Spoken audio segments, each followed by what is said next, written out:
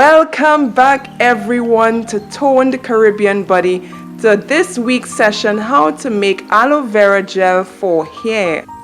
And if you missed last week's session, how to make aloe vera gel for face, click on the link down below in the description. It will take you right to it. Now we can all agree on one thing, that aloe vera has been around for centuries and has been used for medicinal purposes and so much more by our ancestors here in the Caribbean. Now aloe vera for hair is something that I actually dreamt. I was having such a hard time taking care of my 4C hair and I had no idea how to calm it down until aloe vera in my hair came in my dreams. Now it's prepared in just the same way as if you're using it on your face. Simply remove those rigid edges with your knife and simply peel back the flat end of the aloes to reveal the smooth, soft, slimy thingy on the inside, or the gel as we call it.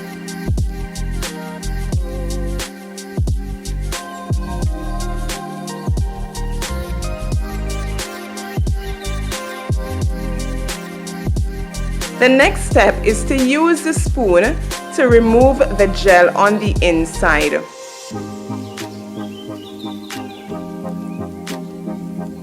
And after you've gathered enough gel, the next step is to blend the aloes or the aloes gel on a very high speed inside your kitchen blender or any other type of equipment that will give you the end result that you're looking for.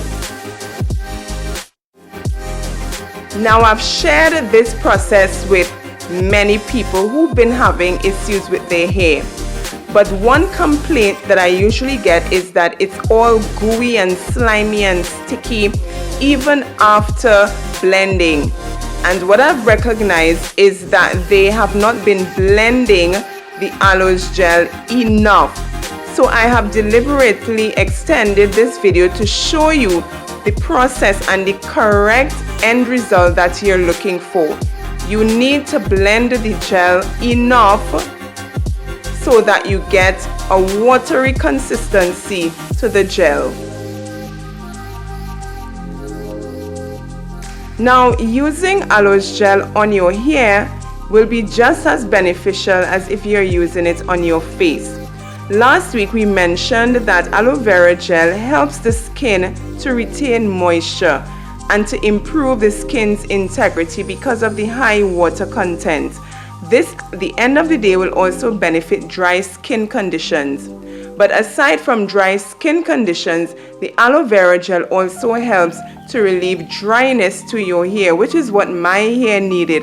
And I'm quite certain a lot of you who have been having issues with dry hair and brittle hair, once you start using aloe vera gel in your hair, you will notice the difference in not just how the hair feels, but how it looks. It will add a bit of luster and shine to your hair.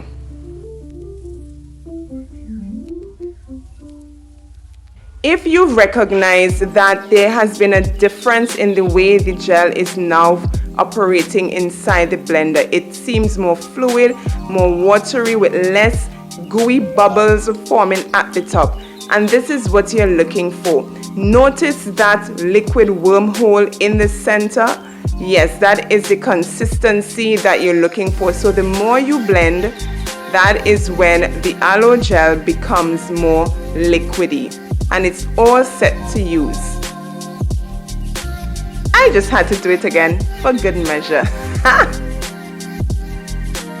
Now research has shown that rubbing aloe vera gel into your scalp and hair and letting it penetrate your hair follicles could condition and improve damaged dry hair.